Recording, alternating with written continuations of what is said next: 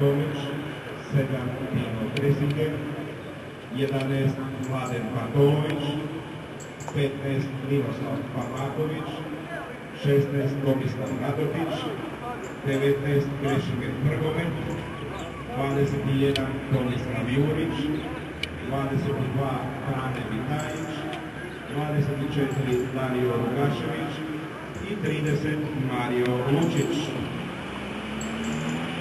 Na klupi za pričove kod gostujuće momčadi nalazi se sa brojem 23 Marko Našić, 3 Tomislav Čumak, 8 Stjepan Vjesić, 9 Ivan Boris, 10 Ivan Grbić, 17 Mladen Šimunac i 20 Tomislav Božić. Kapitan gostujuće momčadi grad sa brojem 30 Marija Učić, a trener gospodin Stanko Mršić. Glavni sudac ove utakmice Igor Kristovnik iz Zagreba. Njegovi pomoćnici također su iz Zagreba Ivica Modrić i Krunoslav Paprinac. Četvrti sudac Marko Matos Zaprešić. Delegat ove utakmice gospodin Rogan Valen iz Zagreba, a kontrolor gospodin Dragutin Buk iz Čakovca. Za domaću momčad će nastupiti sa brojem 1 Josip Škorić, 3 Hasan Macić, 4 Slobodan Stojanović, 5 Timofej Sušić, 6 Siniša Vikić, 9 Asim Šepić, 14 Dalibor Pauletić, 18 Albin Katalini, 19 Hrvoje Kovačević, 20 Marijan Marković i broj 21 Igor Žuržinov. Na klupi za pričove kod domaćina nalazi se